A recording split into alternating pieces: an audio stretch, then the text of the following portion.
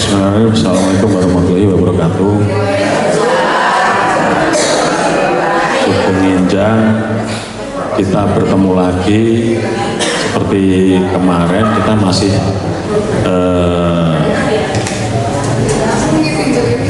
temanya masih pertolongan pertama pada kedaruratan DM dan hipertensi. Oke. Kalau ini pun kula aturaken nek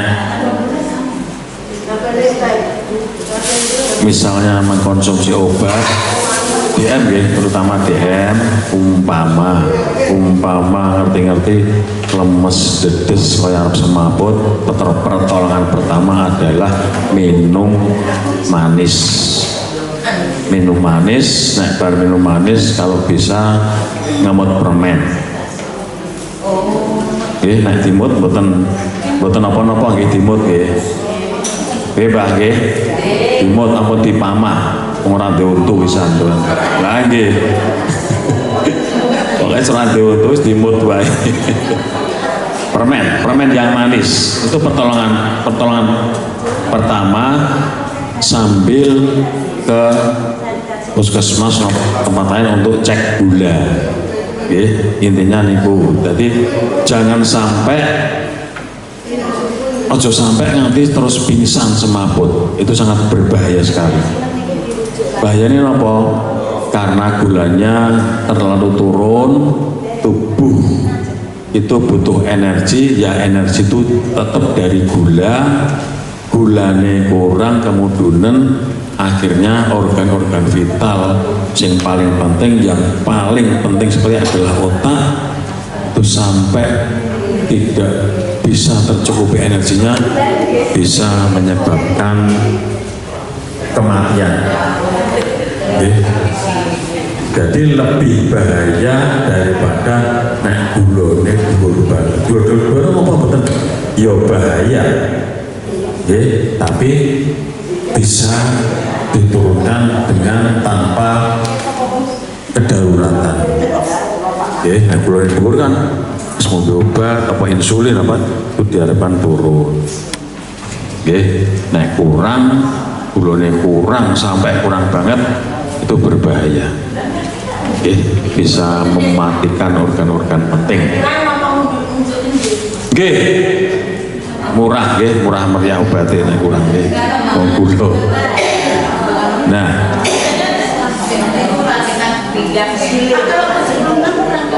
pripun? Yang kurang itu di bawah 70. Di bawah 70 itu wis kudu hati-hati. Harus minum gula. Nah, sambil nganu sambil ngobrol-ngobrol mawon Nah, kemudian setelah gulanya itu kembali normal, itu kita observasi lagi. Nah, kira-kira sudah mulai menginjak 100, 200, mulai 200 atau lebih, ya tetap minum obat gula lagi dengan konsultasikan ke tenaga kesehatan. Jadi selalu terkontrol untuk gula. Nah, kemudian kedaruratan lagi yang kadang kita tidak tahu di rumah. Di rumah kalau gulanya tinggi banget. Nah, kalau gulanya tinggi banget itu juga kita harus tahu, hampir sama keluhannya, juga rasanya juga pusing, gelisah, terus saya lemes, bahkan sampai terjadi kekejangan karena organ-organ lain yang ikut terpengaruh, ikut terganggu karena gulanya terlalu tinggi. Maka dari itu jenengan tetap harus selalu ikut prolanis. Prolanis itu bukan program prolanis itu bukan hanya sekedar mengobati, tapi memberikan seperti ini edukasi, memberikan sedikit penyuluhan tentang bagaimana harus bersikap terhadap gula, ya, gula, penyakit gula, apa-apa yang harus dilakukan. Jangan sampai alah podo wae obat nang apotek misalnya, buat sendiri tanpa ada pemberitahuan dari tenaga medis, sehingga sistem kontrolnya kita tidak bisa mengontrol apakah ini dengan dosis yang berapa, yang bagaimana, dikasih obat yang modelnya apa, ya, yang harus selalu dikonsultasikan ke tenaga.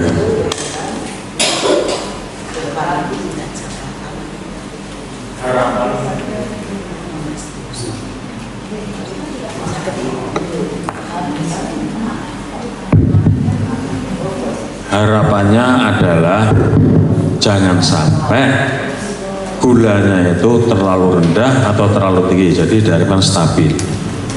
Nek stabil, aktivitas seperti biasa, ya, dengan pripun stabil.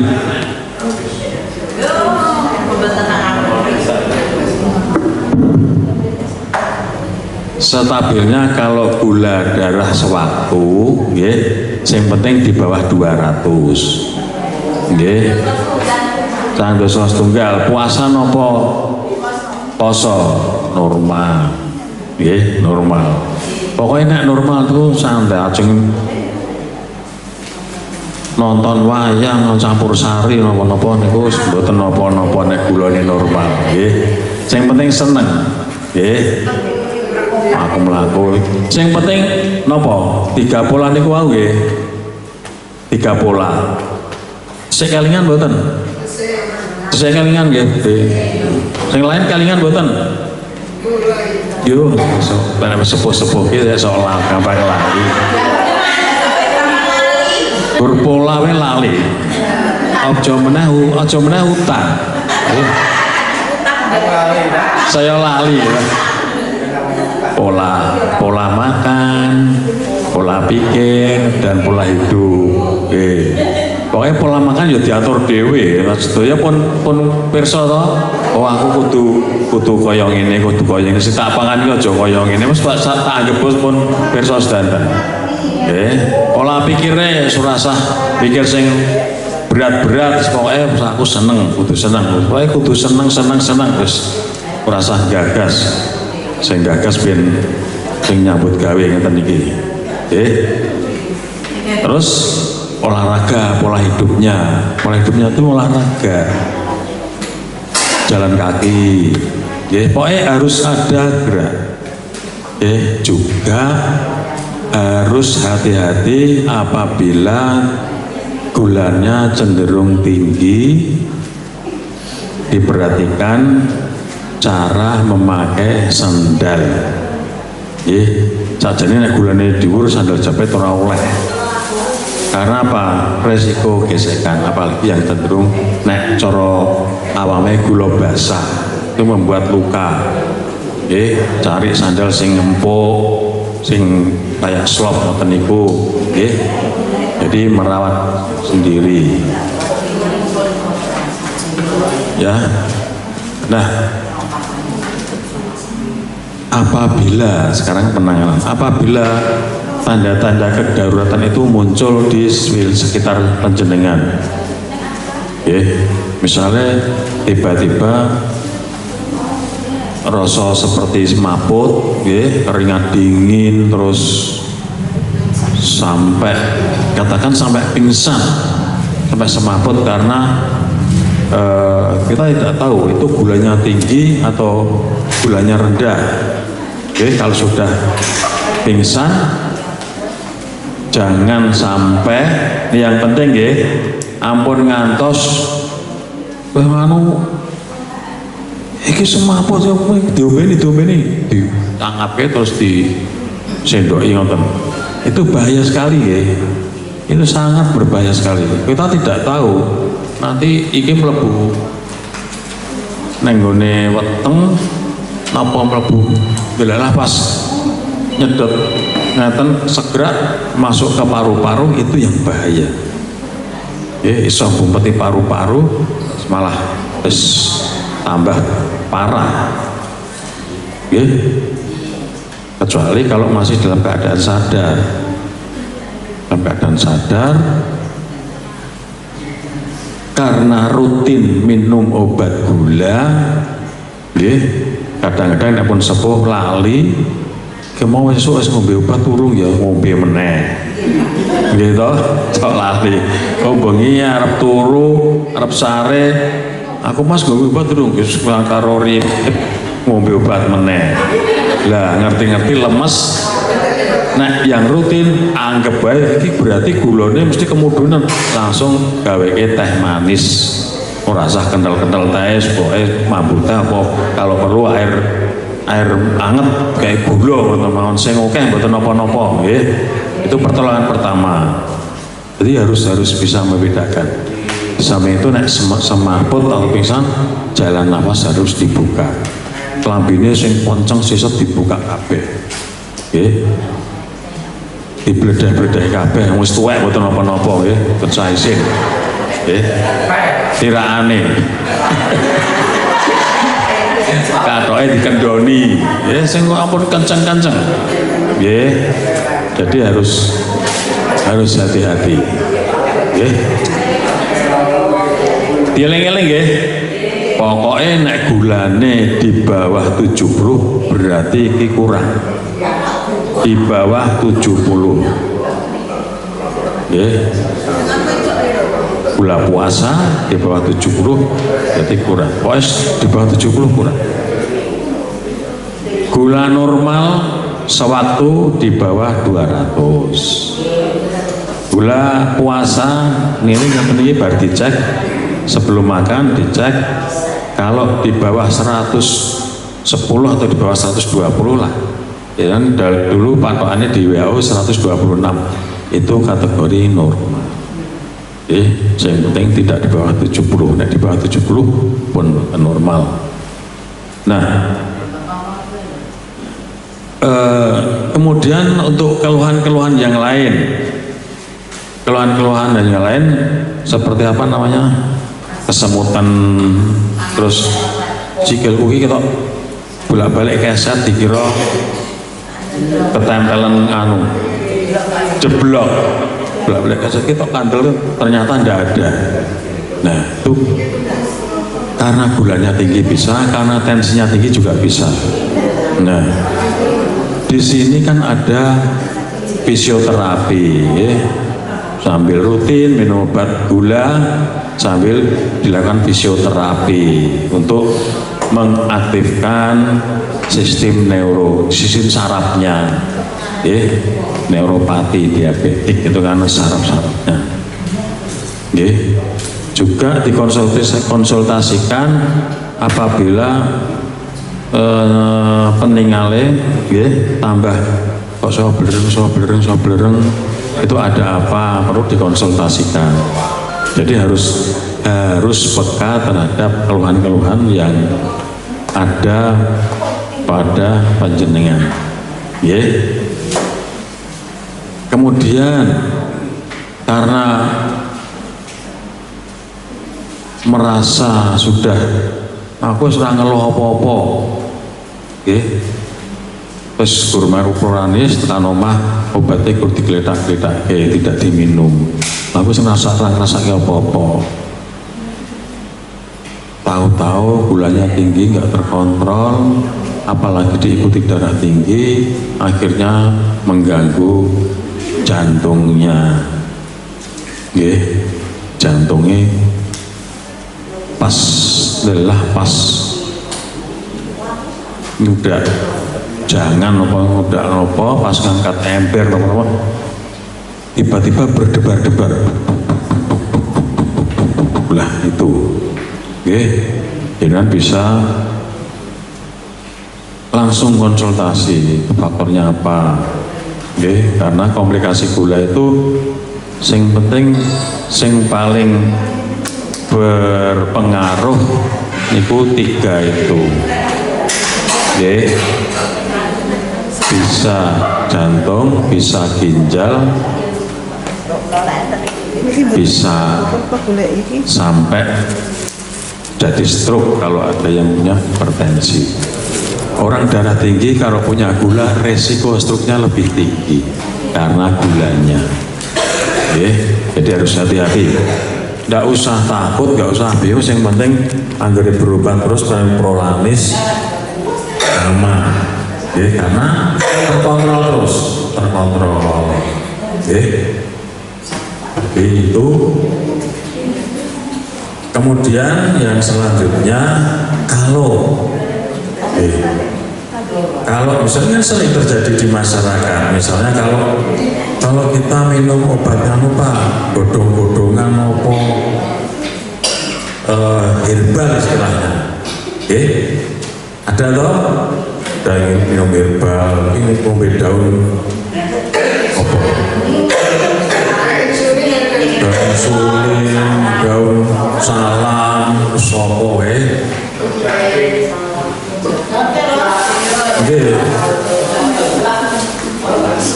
itu jenengan jangan beranggapan bahwa herbal itu tanpa efek samping. Itu penelitiannya semuanya bohong, ya. Semua ada efek sampingnya, ya. Semua ada efek sampingnya.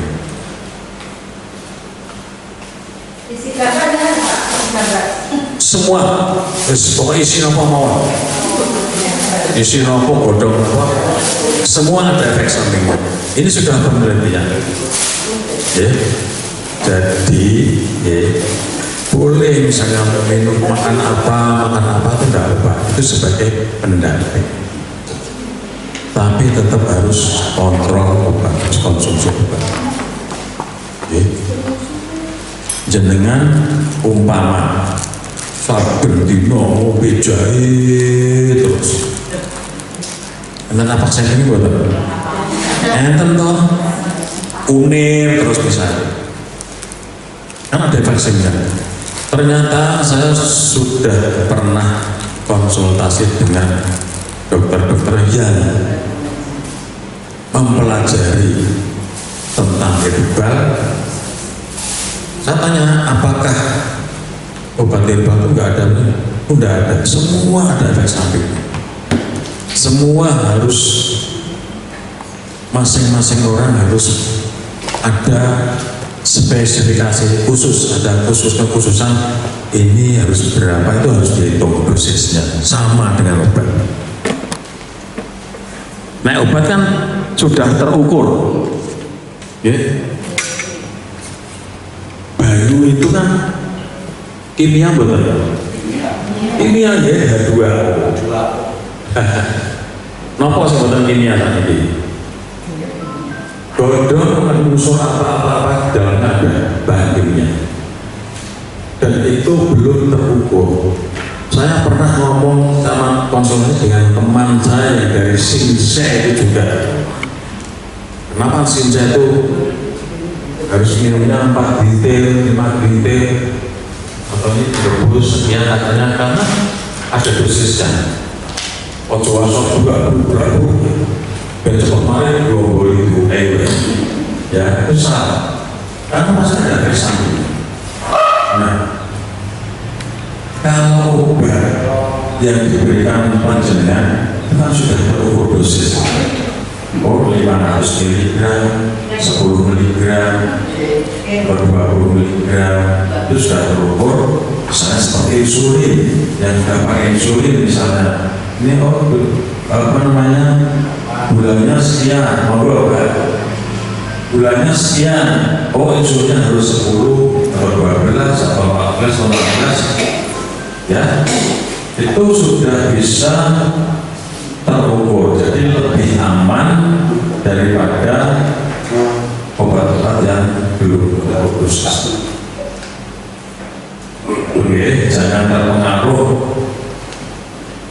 iklan-iklan. Ya, iklan-iklan itu tujuannya value. Banyak yang seperti itu. Itu pengalaman juga berubah. Setelah kita tata berubah rutin itu, terus dia terpengaruh iklan, obatnya ditinggal, menemukan Allah sudah marah. Jadi harus pola pikirnya, mindsetnya, cara berpikirnya harus rasional. Umpama ingin godol apa, ya ada ukuran, kira-kira berapa lembar. Jadi itu sudah ada catatannya. Saya punya buku obat-obatan tradisional panggil, ada buku. Saya kadang yang pelajari, dengan sampai antara ini dengan ini bisa dipadukan apa enggak, itu bisa mendukung proses dan ibadah. Jadi harus tahu. Nah,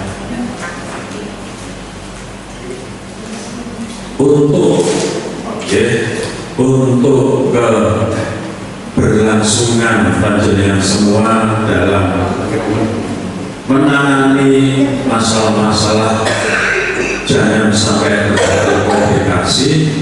Jadi kita kembali lagi ke 3 pola tadi: pola pikir, pola makan, pola hidupnya, kemudian pendukungnya apa? Dengan wajib ikut prolanis, diberi kesempatan ikut prolanis, maka digunakan. Gitu. Karena apa? Dengan prolanis pasti semuanya akan terkontrol dengan baik. Apalagi dengan kalau punya waris di Ogo, di mereka punya BPJS dan menyandang penyakit gula, hipertensi, dijatuh prolanis. Ini kesempatan dari pemerintah memberikan bentuk pelayanan lewat BPJS dengan program prolanis. Harapannya komplikasi yang kemungkinan terjadi diharapkan bisa terkendali. Jadi harus seperti itu. Kemudian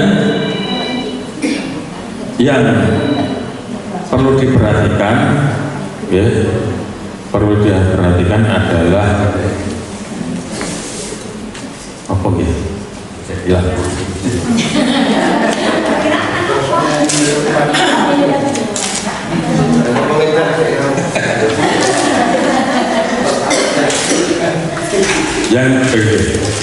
Yang perlu diperhatikan adalah kepatuhan minum obat. Saya pengalaman di rumah sering terjadi guru periksa obatnya disarankan. Padahal itu penyakit-penyakit yang perlu pengobatan terus-menerus dan harus diminum. Ya, itu ya. Jangan sampai ketok itu prolanis, nanti obatnya disimpan, bahkan hidup neng omah. Kowe lara apa? Gula. Oh iya aku punya. Nganggo iki penak.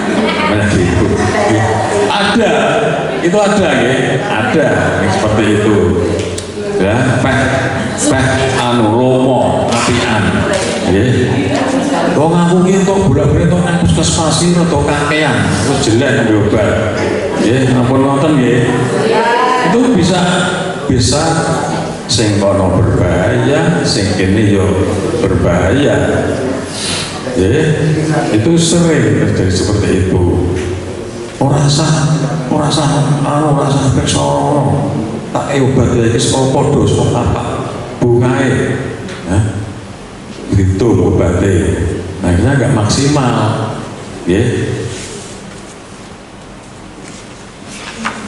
Kemudian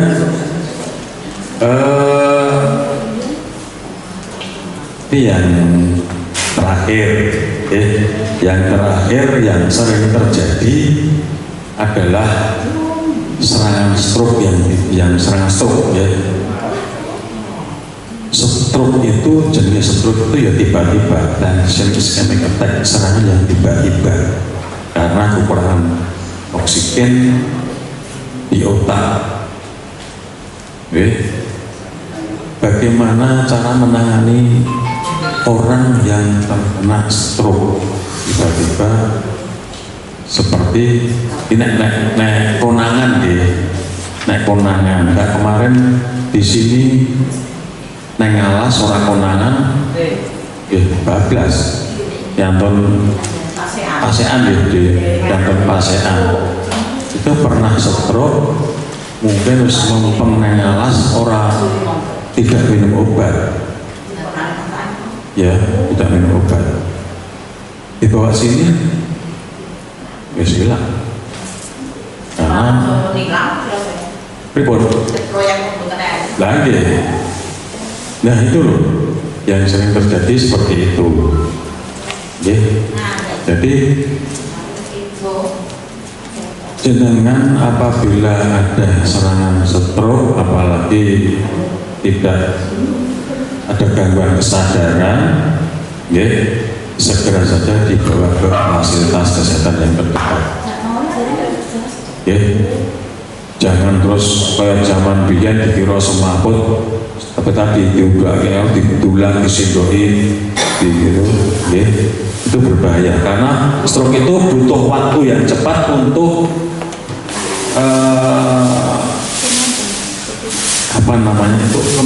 kembali istilahnya kembali pemulihan minimal menekan ke tambah berat, ya tidak tambah berat. Itu golden periodnya 4 sampai 6 jam atau 1 jam sebelumnya harus ada penanganan dari tenaga kesehatan. Tapi ya ada. Saya pernah menemui orang itu stroke, malah digawa yang dukun. Malah digawa ke dukun betul itu. Niki pun kalau betul tenggane wong pinter, iki wong bodoh berarti. Kalah pinter. Gitu. Saya itu terjadi betul. Niki pun kalau betul tenggane wong pinter Pak, lah jadi ini apa? Nggih, enten angin. Angin apa? Jadi kalau niku nggih ya guyu ya rusake wong guyu ya ora ngerti gitu. Terus kan pripun? Nggih pokoknya niki pun diparingi paringi syarat-syarat itu. Ya terus kan pripun? Kapan? Sudah berlangsung kapan? Iki pun Pak pun 3 dinten. Lah terus ya kesehatan kula buta-buta mriki. Ya berarti kan mboten pinter wonge. Gitu. Jadi itu menunjukkan nek sing ning wong pinter, keluar ning wong pinter iki mesti wong bodoh gitu. Dadi kan berarti bodoh ora tekan. Ya. Dan kita harus membedakan antara medis dengan non medis. Itu juga harus sudah tahu. Kita sering kesini, sering sharing, sering. Kalau memang itu benar sakit dan sudah ke tenaga kesehatan, puskesmas ada, rumah sakit ada, tempat praktek juga ada. Ya.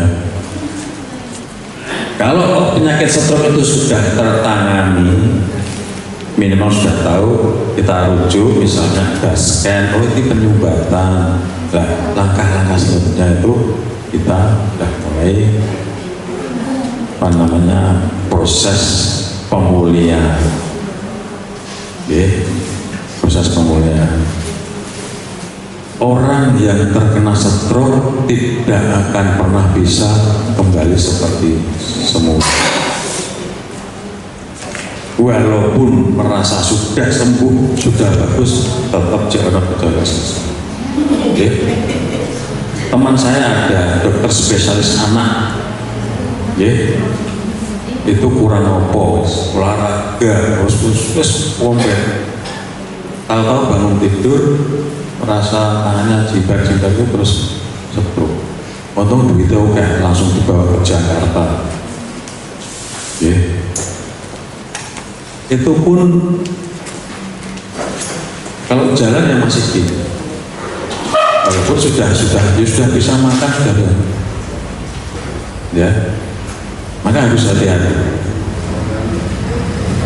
Jangan sampai karena gulanya tinggi stroke, karena tensinya tinggi stroke, ya. Jadi harus benar-benar diperhatikan 3 pola tadi, pola makan, pola pikir, pola hidup. Itu rumusnya namun itu. Hidupnya dijaga, pola makannya dijaga, pikirannya dijaga, berobat rutin ke prolinis setiap bulan, cek laborat, obatnya rutin, kalau perlu konsultasi ke badan apa saja. Ini Bu Dokter ada, Bu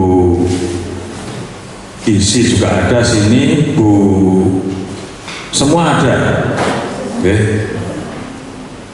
Kalau perlu, kalau dulu katanya sering senam ya, sekarang nggak pernah. Duh. Iya. Karena syaratnya BPJS itu kudu duwe struktur. Dari luar yang bisa siapa ya? Punya sertifikat untuk melatih senam. Jadi saya nggak lain itu. Tapi misalnya saja nih orang sanggup instruktur ya senam dewi.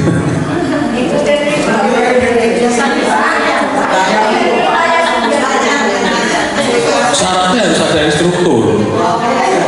Saya ngangel itu. Ya, di rumah latihan senam sendiri. Rakitan mudah tuh senam itu ini kamu terus berjinjit-jinjit itu kan bisa tuh.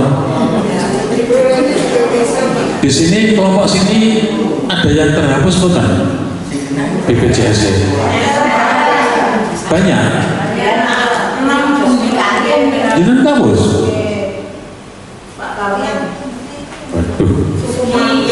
Iki sing kadang-kadang sing marai jengkel ini kan ya, kita sudah menata program api-api nanti dicoba. Jadi ini.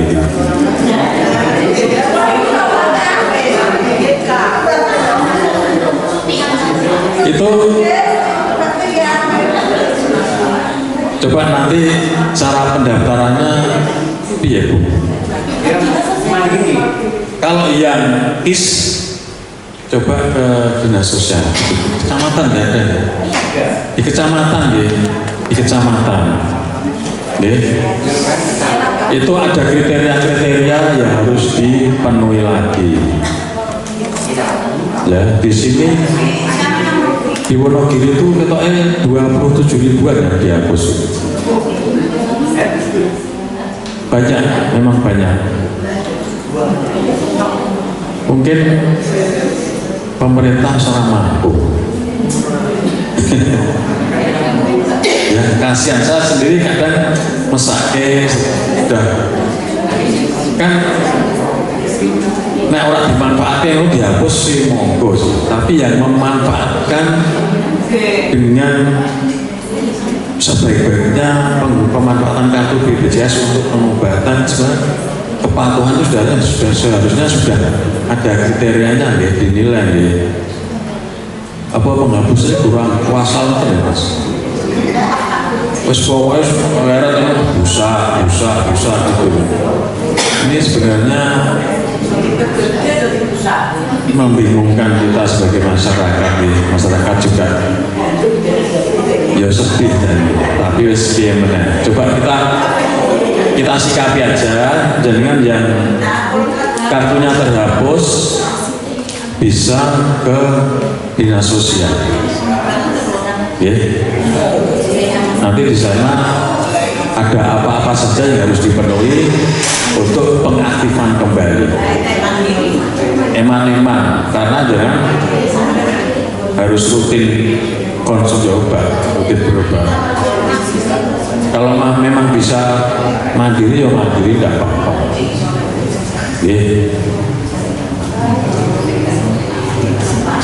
Gitu nggih. Saya rasa itu jeneng nggih pripun nggih. Kalau misalnya senamnya itu meskipun cuma satu berarti Oh nggih. satu kan pakai Facebook. Senam sendiri ngonten nggih enggak apa-apa nggih. Coba nanti bisa dicarikan senam-senam yang bisa iso niroke ngoten nggih, senam-senam untuk DM, hipertensi atau senam lansia kan bisa. Nggih. Coba nanti dianu lagi. Biar semangat lagi nggih. Ini soalnya kemarin perintahnya kalau melaksanakan senam harus ada struktur dari luar struktur. Kita atur. Ya. Gitu nggih. Mungkin saya rasa itu sudah pinter-pinter semua. Mudah-mudahan sing penting rumusnya itu dipegang ya, 3 pola tadi ya. Pola itu agar nurut, agar manut, insya Allah semuanya baik, semuanya sehat. Itu saja, terima kasih. Oke, monggo. Terima kasih Pak Dokter. Kami tertarik dengan dosis tebal daun-daunan atau apa. Itu untuk mengukur itu saya kira ya bagi kami yang awal itu tidak bisa. Umpama contohnya Pak Dokter, saya sering dibuatkan telur sama air makan atau itu. Anda tahu dosisnya berapa. Tetapi ini dari masyarakat terlalu banyak cerita itu memberikan telur. Jadi kami lakabeh. Makanan Pak Dokter matur nuwun. Permiso saja. Betul nopo-nopo. Itu memang kelor itu memang sebenarnya kelor itu kandungannya luar biasa. Ya, kandungan antioksidannya tinggi, vitamin C-nya tinggi. Kemudian apalagi itu banyak yang terkandung di situ, dan tubuh itu sebenarnya dengan kita mengkonsumsi daun kelor itu sangat-sangat bagus sekali. Ya. Nah, kalau mengkonsumsi, kalau pengobatan perlu konsultasi ke itu banyak. Bagaimana dibuka di YouTube atau di Google itu beberapa kelor sebagai obat untuk konsumsi. Kalau misalnya makan jangan benih kelor, karo berambang, gabas, dikonsumsi di laut, tidak apa-apa. Kan mboten saged dinten nggih. Nek saged dinten jantungnya kumat nggih. Kudu kelor terus. Tensinya dhuwur. Kudu variasi ya. Ganti tempe apa iwak, rakyatan sithik iwak ngono lho. Ampun kelor terus. Mungkin malah susah. Itu nggih. Untuk sayur batu itu bagus. Kelor itu sangat bagus sekali. Asal konsumsinya. Saya pernah punya saudara kelor nyampe, perintah kelor itu wopeh itu godok diubi, berarti lemes. Aja PHP terus, berarti namanya kan seneng, kan terus mal.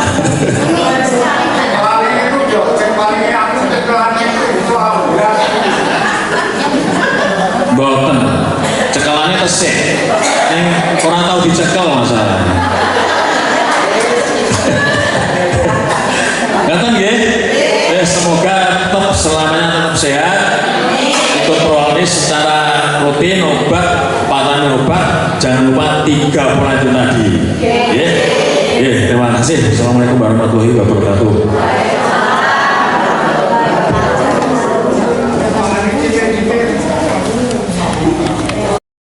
Daun-daunan atau apa. Itu untuk mengukur itu saya kira ya bagi kami yang awam itu tidak bisa. Umpama contohnya Mas Dokter, saya sering dibuatkan telur sama air makan tidak tahu fisiknya jadi. Tetapi ini terus sederhana. Itu kita itu memberikan kelor. Jadi semakin lengkap ya. Makanya Pak Dokter lapor pun intermezzo saja. Itu nopo-nopo. Itu memang kelor itu memang sebenarnya kelor itu kandungannya luar biasa. Jadi kandungan antioksidannya tinggi, vitamin C-nya tinggi, kemudian apalagi itu banyak yang terkandung di situ, dan tubuh itu sebenarnya dengan kita mengkonsumsi daun kelor itu sangat-sangat bagus sekali. Dan kalau mengkonsumsi, kalau pengobatan perlu konsultasi ke itu banyak. Bagaimana dibuka di YouTube atau di Google itu berapa kelor sebagai obat untuk dikonsumsi.